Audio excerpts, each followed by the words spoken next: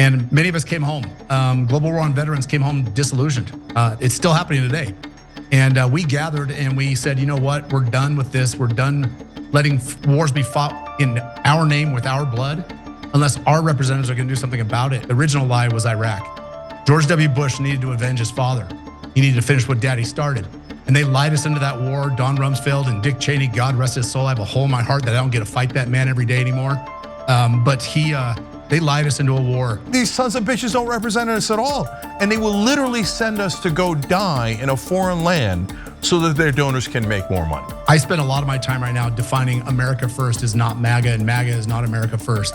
All right, welcome to the revolution. I could never say it right.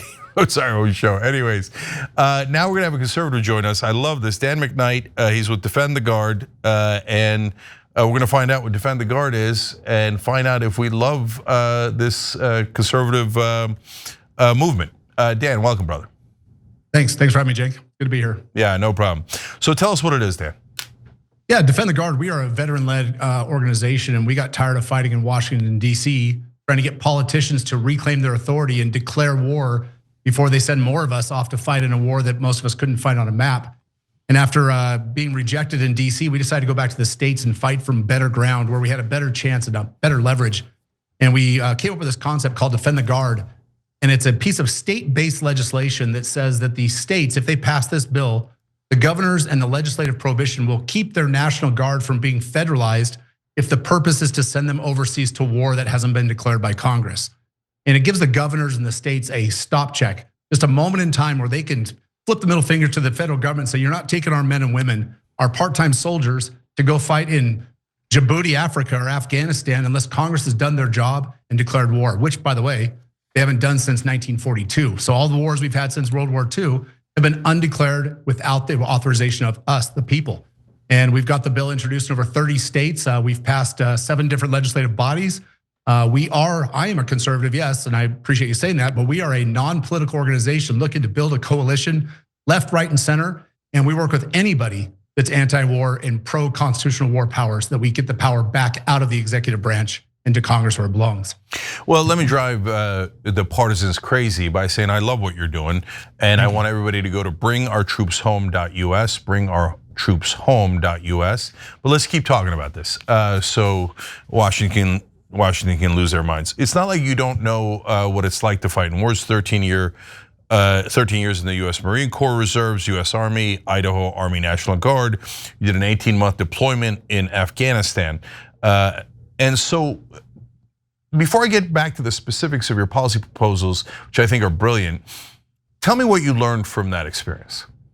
Sure, I was gung-ho. After 9/11, I actually joined back up. I'd been out and I was finishing up my college degree, and 9/11 happened and I ran down and re-enlisted right away into the Idaho National Guard, because in Idaho we have an attack helicopter, an Apache helicopter battalion. And I knew that we were gonna be the ones called on to go to Afghanistan because that's what we were built for. And I ran down there, and sure enough, we got called up in 2005, 4 years after the war started. And I was honored to go. We were down in Fort Hood training, and me and all of my brothers and sisters that were down there training, 8 of us on our weekend before we left, we got in a van and we drove to Crawford, Texas. I don't know if you know what's in Crawford, Texas. That's where George W. Bush's ranch is at. We were so excited to go to the war for George W. Bush. He was our guy. We went to his ranch hoping that we could just wave at him and tell him that we had his back and we were gonna go end this thing for him and we were gonna cut the head off the snake. And so we were all fired up and ready to go. We get there, and Jake, in 18 months, we had 5 different policy shifts where we went from shock and awe to winning hearts and minds to provincial reconstruction to securing their free and fair elections. We never had a defined purpose, but what we did learn is that there was no oversight. Nobody in Congress was paying attention because they hadn't declared war. They'd just written a blank check to the president and let him send us anywhere that they wanted. And so while we were there, we were watching our friends die and people come home blown up with limbs missing.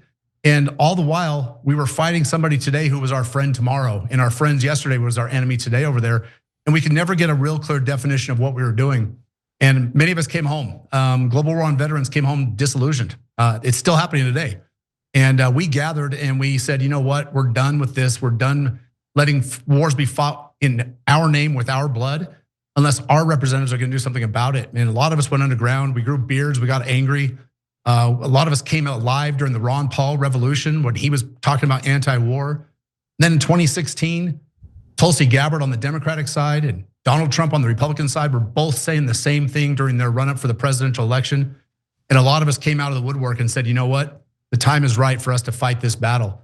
And so what we learned is that our country, they love to tie the yellow ribbon around the tree, and we support our troops, and we give you half-price breakfast on Veterans Day at the Applebee's, but they don't really mean anything that actually truly supports the troops. If support means reclaiming your authority and forcing your representative to vote on war, America didn't have an appetite for it. And that's the message we've been preaching, and it is now back mainstream. Anti-war, end the war, no unconstitutional wars, end the forever wars. These are our mantras that we started. And it's now part of everyday commentary, except on the mainstream media. Yeah, so I want to come back to Trump and Tulsi and see if they delivered on their promises based on what you're saying. But first, a little bit more about Afghanistan and Iraq, right? So you didn't go to Iraq, you were in Afghanistan. Afghanistan lasted for 20 brutal years, right? And so they kept saying victory's around the corner, and if we leave, oh my God, it's gonna be the worst, and America's gonna be attacked or whatever. So before I even get into Iraq, how much of a lie do you think that was in Afghanistan? And why do you think we stayed there for 20 years when it was abundantly obvious a couple of years in that we were never going to be able to fix Afghanistan? Sure. No, when we went to Afghanistan, Congress gave a blanket, like I said, a blank check. They gave a authorization of use of military force instead of a declaration of war. And in that authorization, they said the following. They said that we're going to Afghanistan to capture or kill anybody that attacked us on 9/11, to capture or kill anybody that aided or planned the attacks, and to kill Osama bin Laden. Well, on October 7th, the first October 7th of 2001, we put boots on the ground, CIA and military special ops. And by February of 2002, we had destroyed every training camp, every intelligence network, and every single person that had attacked us on 9/11 was already dead. They died on 9/11. And we went there looking for Afghanis and Taliban when it was Saudi nationals that attacked us. And so that blank check that gave us the authority to go there obviously was a lie. And we stayed there, like you said, for 21 years. And so we were disillusioned when we were there, and we saw that we could never put together the promise that George W. Bush made and Dick Cheney and Don Rumsfeld, that we were gonna deliver democracy, we'd be treated as liberators, that we were gonna spread American goodness and apple pie and baseball, and it was all a lie. We were in a country with people that don't identify with nationalism. They don't call themselves Afghanistan citizens. They're members of tribes, of sects. And so what we were trying to do there was demonstrated utter failure because we didn't actually know the culture. We didn't know what we were getting into. And so that lie led to the next one, which was probably the original intent. The original lie was Iraq. George W. Bush needed to avenge his father. He needed to finish what Daddy started. And they lied us into that war. Don Rumsfeld and Dick Cheney, God rest his soul. I have a hole in my heart that I don't get to fight that man every day anymore. But they lied us into a war, and they dragged good people into it, like Colin Powell, who traded his own soul to lie us into a war by going to the UN and saying that there were going to be weapons of mass destruction.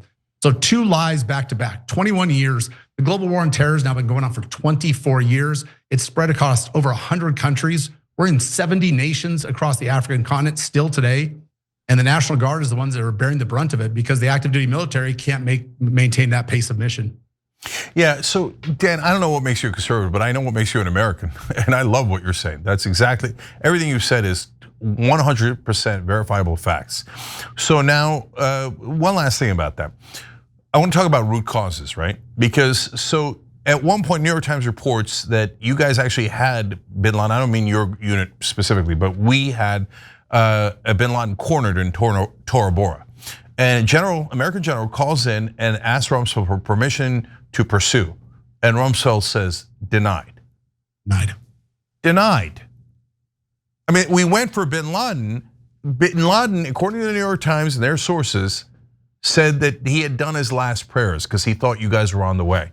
But Rumsfeld pulled him back. And Rumsfeld also said at a different time, Afghanistan is not good enough. It's not a target-rich environment like Iraq is, right?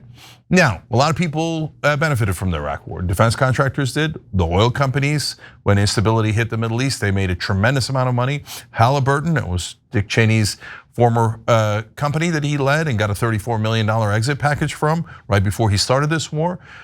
Israel said that Iraq was their #1 enemy. Iraq did not attack us. Iraq was actually opposed to Al-Qaeda. Saddam Hussein would kill Al-Qaeda on the spot. So what's your sense of why in the world we went to Iraq?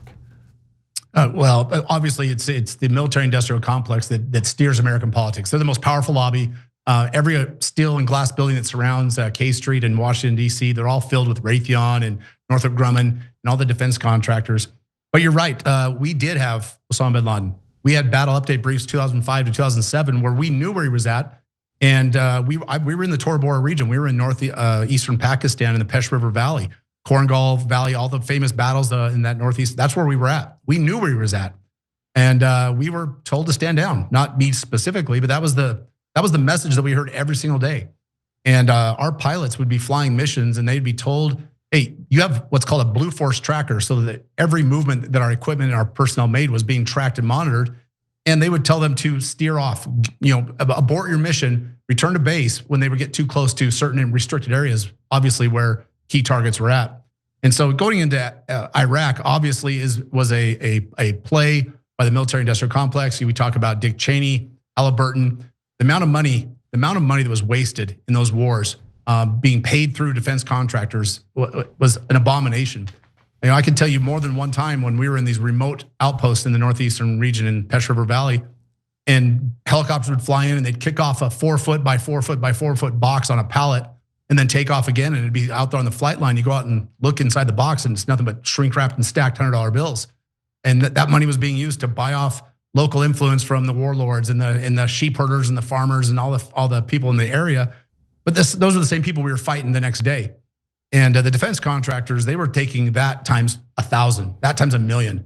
The amount of money they were making was just a disgrace. And George W. Bush had to fix the economy, and he fixed it by propping up the war industry and the military-industrial complex. And so I don't like to be so sinister as to say that the war was about money, but goddamn it was about money. And if we don't say it out loud, then no one else is going to say it. Instead, they're going to talk about how patriotic we are and how great guys like Corey Mills and Dan Crenshaw were born of the war movement, and they came home and they're leading their nation now. Not my bag. Let's just tell the truth and talk about why we were there. Yeah, 100%. Look, there's a ton of things that could be said about also the banking lobby speculated on oil. They made a killing as well, et cetera, et cetera. But you're right. The number one culprit is the defense contractors. They literally stood to make trillions of dollars. So they think nothing compared to what they're going to make in the reconstruction of Ukraine. They're going to clean up. They're going to make more in that reconstruction than all the last 10 wars combined. Then there's Gaza, and we go on, right? And so, and for those guys, you're collateral damage. You and the guys they sent to fight those wars are, so we hear about collateral damage among Palestinians and Ukrainians, et cetera. But we got our own collateral damage that's sent by the sick politicians who work for any donor that'll come by and give them the money. Why do we need a revolution? It's a political one, a nonviolent one, because these sons of bitches don't represent us at all. And they will literally send us to go die in a foreign land so that their donors can make more money. That's right. It's unacceptable. I can't stand it. All right, so Dan, let's go now back to present day. So Trump said he was anti-war. I know a lot of people supported him because of that, and the Democrats don't have a great track record, right? So Joe Biden also voted for the Iraq war, and whenever there's a war, they're like, let's fund Ukraine, let's fund Israel to commit. Now that's not even a war, that's just a genocide. Let's make sure we pay for that genocide, et cetera, right? So then, since the Democrats are unbearable on these things, and me on the left, a lot of us, populist left, going, no, the left was supposed to be anti-war from the 1960s to today. We have been most consistently anti-war movement there has ever been, right? From day one, from Vietnam on, right? And they're like, oh, you shut up, you stupid voters. Lobbyists, where are you? Give me the money, right? Okay, so you go to Trump, and then Trump gets in, all of a sudden we're bombing Iran. He says we're about to go to war with Venezuela. What in the world is that, Dan? I'll tell you, it's one of the most disappointing things coming from the right and working really hard in the America First movement. I spend a lot of my time right now defining America First is not MAGA and MAGA is not America First. America First is America First. It's so well defined in the words that it's used in its name. And so, we talk all the time about the wars that Trump has ended, the 8 small wars around the world. None of them were American wars, though. Let's talk about ending some American wars. Let's look at the war that we're fighting in Central America and South America right now. Venezuela, we are at war, whether you like to say it or not. We are at war with a nation that did not attack us. Sure, they're helping provide some of the drugs that are coming across our border, but that's not, they keep talking about the fentanyl crisis, and that's why we're in Venezuela. Well, the fentanyl's not coming from Venezuela, it's coming from China. I think Venezuela is just table stakes. It's the smallest thing you need as a warmonger to show that you still have that bloodlust, and they're an easy target. We're not going to lose a life fighting them, and it's disgusting, and I hate to see it. If Venezuela was so much of a threat to America that we did need to go down there and bomb their little speedboats coming across the Caribbean, then I'd say, you know what? I'm all in. Send me, but let's vote on it in Congress. Let's make the 470 or whatever it is people in Congress that represent us, that have our authority, make them give the informed consent of the American people. Make them have oversight. Make them restrict it. If the president's going to go fight without that authorization, then they need to at least hold his feet to the fire on the war powers. They need to do something to show that they're not a feckless body. Look what they did today. They're celebrating this giant win of getting the Epstein files passed, by a Thomas Massey, who they say, oh, Thomas has never passed anything, but he passes this bill. It's gonna do nothing. That file's been scrubbed. It's been cleaned.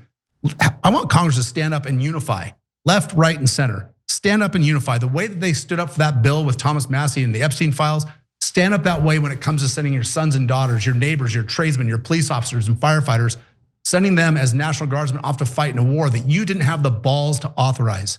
If you want us to fight Venezuela, stand on that hill, stand on it and defend it, but they won't do it. Yeah, so look, the congressmen are almost never going to represent us. That's why when like 3 of them here, Massey, Marjorie Taylor Greene, and Ro Khanna, kind of did a rebellion, a revolution within Congress. They were first derided. Of course, they were immediately called anti-Semites. Sure. Like what in the world, right? By the way, you're using America First. Now mainstream media has started a campaign to say America First is anti-Semitic because Nick Fuentes uses it. So that's it. No one's allowed to say America First. We're not allowed to say, look, I'm not part of the America First movement, but what do you mean you're not allowed to say America First? What is that? That's insane, right? So, okay, and I say Americans first because I want the voters represented, right? But I don't know if that's been canceled yet. I don't know if America has been canceled yet. So, Dan, what we're asking for is core American principles. For example, in the Venezuela conflict, it's not even a conflict. They're just sitting there. We're just bombing them, right? And sometimes it's not even them. We accidentally bomb Colombian boats and boats from other nations.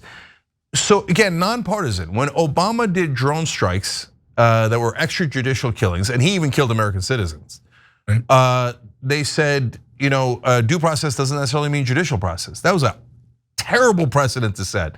And on the Young Turks, we're like, no, don't do that. That's un-American. It opens the door. It's against the Constitution. And now Trump's like, okay, yeah, I get to kill any fisherman I want. You don't even know their names. You have no evidence against them. Doesn't it matter that we follow the law and that we're the good guys and that we follow our own Constitution, Dan? It should. It absolutely should. And we like to preach this all the time, that the Constitution, the law, it's actually on our side. We just don't know how to use it. We don't know how to use it as the cudgel that it was meant to be.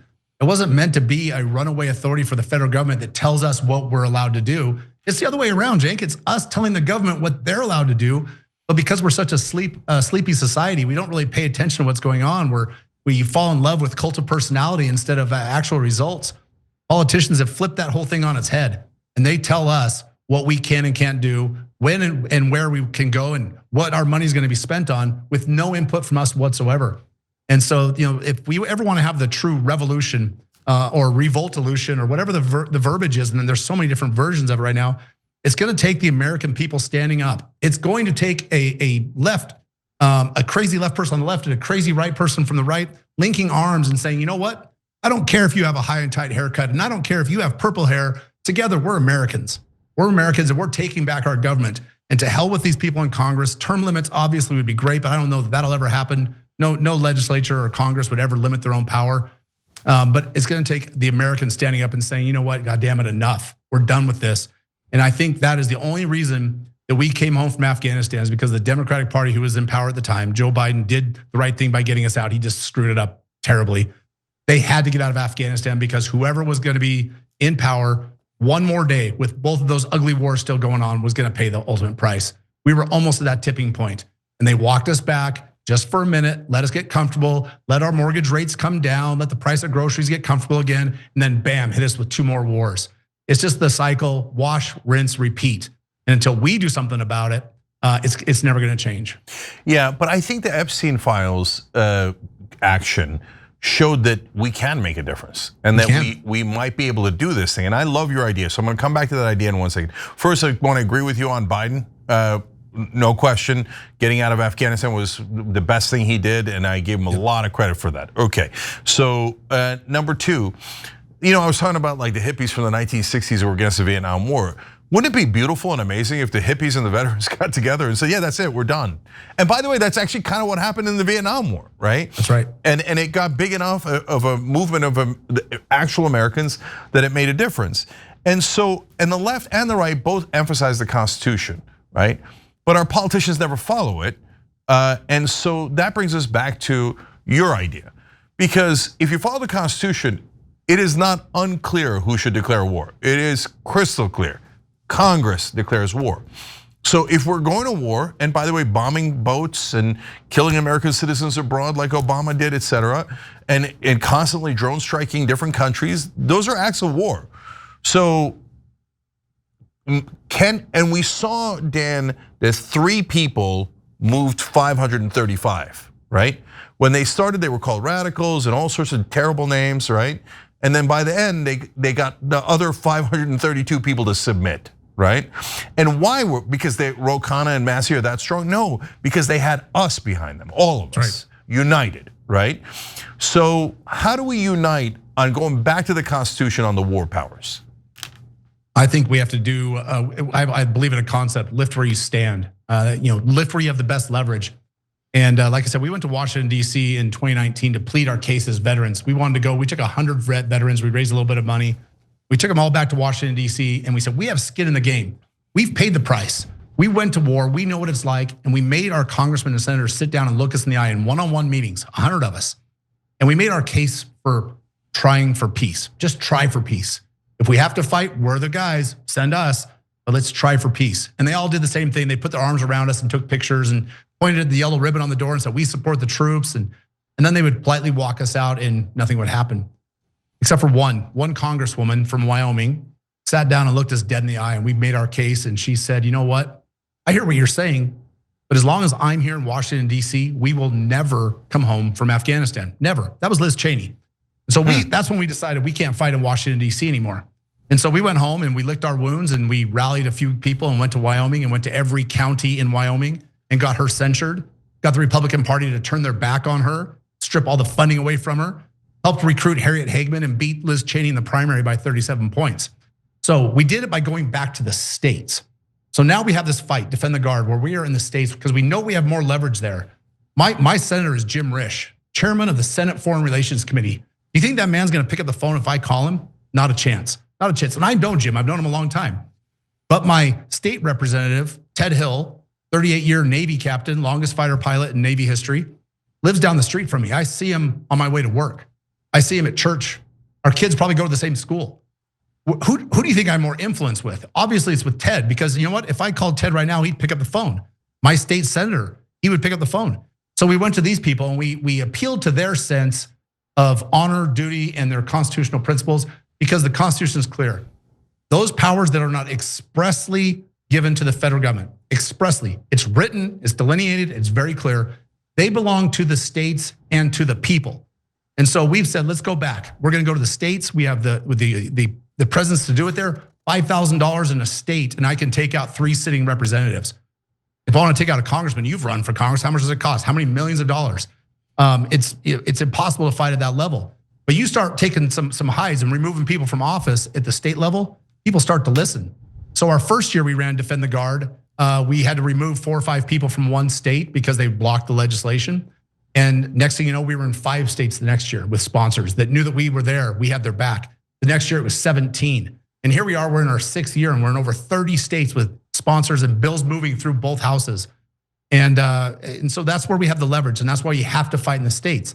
Our problem is right now, no deep blue state has even introduced or had a bill sponsor yet.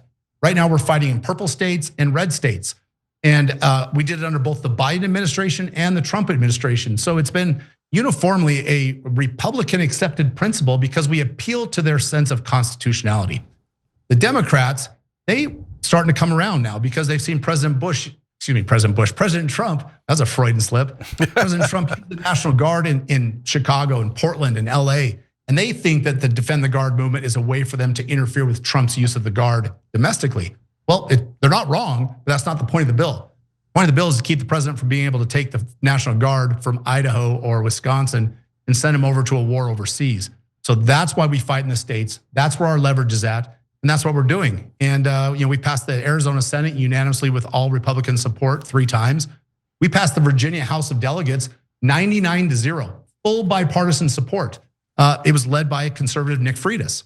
We're fighting in Maryland right now, which is a deep blue state, but we're fighting from outside of Baltimore. We've got fights going everywhere.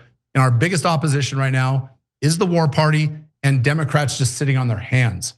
All of the Senate Democrats in Idaho 2 years ago, voted against it, even though we passed with a supermajority through the Idaho Senate. This year, when we're coming back, they're all on board. We've taken the time to educate them. The tables have turned a little bit. They've seen President Trump and they're the no kings party. And so now they want to make sure that they can restrict his use of taking state resources without proper authority. So they get the concept. I don't care if they understand it from my point of view or from any other point of view. If they understand the concept that it's up to us to limit the executive branch's authority, we're all allies now. We're friends. And one last thing, and then I'll close my mouth. You talk about the Vietnam movement and the Democrats being the anti-war party. I live in Idaho, and my Democratic senator in Idaho, Frank Church, was the reason that the Vietnam War ended. Idaho has a proud history, Republican and Democrat, of being an anti-war, kind of a populist nationalist bastion of liberty. And so we're fighting here in Idaho and Montana and states like that, the Western Sagebrush Rebellion states. And that's where our biggest foothold is at. And it's starting to come around. And just with a few more people, maybe some of your listeners and the progressive left, if they ever come home, they'd see people like Ro Khanna that support us and some other Democrats. And look at Barbara Lee, the only Democrat to vote against the Iraq war resolution. The Democrats are there. They just need the right reason. And I think we're the reason. We're the modern day hippies. America's a wonderful place. Great. Because this kind of stuff happens when you have freedom, when you have liberty, right? And so, first of all, Barbara Lee, just a real quick point of correction there, was the only one to vote against the Afghanistan war. Excuse me, you're right. Right, but that's okay.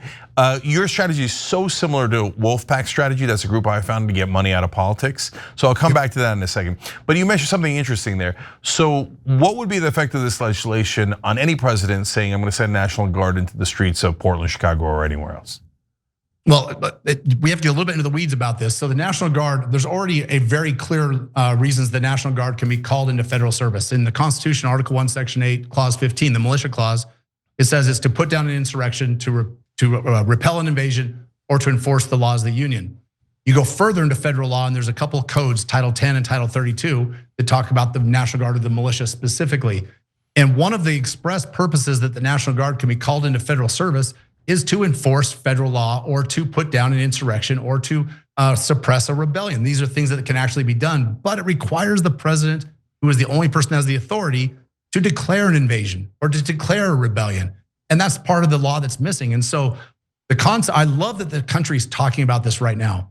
The Defend the Guard legislation is not specifically about limiting the domestic use of the National Guard, although the principles are identical. If the president is taking assets from the state, taking sons and daughters, our tradesmen, our part-time citizen soldiers from Idaho to go patrol the streets of Memphis, he should have to do it with proper authority. And those already exist. So Defend the Guard is a state-based bill that aligns with federal law that's being ignored. It actually supports the federal law that's already on the books. And it's interesting that in Title 10 of US Code, Section 10.3.12, I think it is, it says that the National Guard can't be called into federal service to fight overseas wars that have not been declared by Congress. It already says it in the law, but they ignore it. So passing it in the states will give the governor and the legislatures of the states a chance to just hit the brakes for a second and say, you cannot take these people. You can't take them for the purpose that you want them because you don't have the authority. And if 50 states, screw that, if one state did this, one state, it would be a domino effect where they all would jump on board because there's nothing a governor likes more than to flex a little bit on the national level. Every governor wants to have that final authority, that final control over their state and their assets and their people. And it's just gonna take one. And every legislature says the same thing. We love this idea. We just can't be the first. Well, that's fine. We'll find the first. It's gonna be probably Arizona or Idaho this year. It's gonna pass both houses, and they'll be first. And then watch Katie bar the door. It's gonna be a floodgate and a domino effect. Yeah, when you say one last question, but first I want to tell people, look, you got to support Dan's effort here. BringOurTroopsHome.us. We got a lot of left-wing veterans that watch TYT. BringOurTroopsHome.us, but you don't have to be a veteran. You just have to care about the Constitution. So Dan is right about that, and the state level thing is the same exact pattern for Wolfpack. We're trying to get money out of politics. We're never going to get 2/3 of Congress to call for a constitutional amendment to ban money in politics, because they got there through money in politics, right? But the Constitution is a beautiful document, and in Article 5, it says you can actually do it through the states. You get 2/3 of the states to call for a convention to propose an amendment, and then 3/4 of the states to ratify. So if you go through the state route, it can work. And Dan, guess what we ran into? We ran into Democratic leadership and Republican leadership, both Mitch McConnell and Nancy Pelosi, eventually started calling state leaders once we got to 5 states. Because for us, if you got to 34 states, you can actually propose an amendment, right? So they're like, no, we don't want that. We love money in politics. So Pelosi defeated us in Maryland, and McConnell called all the red states. But nowadays, Dan, I get the sense that that folks are not listening to Democratic leadership or Republican leadership as much as they used to. That there is a rebellion afoot in the land from both conservatives and liberals and progressives, from Democrats and Republican voters, not the politicians, right? But look, we have to follow the law. For the left, we might call it justice for all. For the right, you might call it rule of law. But we all agree there's a reason why we're a country of laws. We have a constitution, we have these laws, and our so-called leaders just won't follow them. So we have to force them to follow them. As we saw in the Epstein case, we can, but only if we're united. So you coming on here to help unite folks makes a huge difference, and I appreciate it, brother. You reaching out makes a difference. And look at this conversation where we give Biden credit on Afghanistan, we criticize Obama on the drone strikes, criticize Trump on the boat strikes, and criticize everybody on every war started in the Middle East, which they all had to do with, right? So let's go, let's unite. So if the last thing is, if there's one thing you want people to do to be able to pass these laws so that we can get back to our constitutional system, back to our legislators following the law, what would it be? Yeah, you've already brought the website up, BringOurTroopsHome.us. That's our organization's website. But we also have DefendTheGuard.us, which is about the legislation specifically. Either one of those websites, go there, enlist in the movement. Put your name, your address, or your email address, and let us start sending you our content so you understand what's happening and when the fight's in your state. That's the first one. Number 2, chip in. We are funded by small dollar donors. We only have 3 total paid people in our entire movement, 3 of us. And I'm doing this volunteer, I don't take a dime, and we're running this thing across the country. I need to bring on more people, so chip in a few bucks a month, cup of coffee, 20 bucks here and there. If you're an angel donor, I'll take your money too, but I don't want any corporate money at all. We want individual donors. And then number 3, when it comes time to fight in your state, show up. Show up, and we fill testimony rooms, hearing rooms at state legislatures. When it's time to introduce the bill, we pack the room with veterans, with family members, with spouses of soldiers that have come home and taken their own lives. And when we're in California and we get it proposed, Cenk, I'm gonna ask you, come testify. That's what I would ask of you. Help fill the room.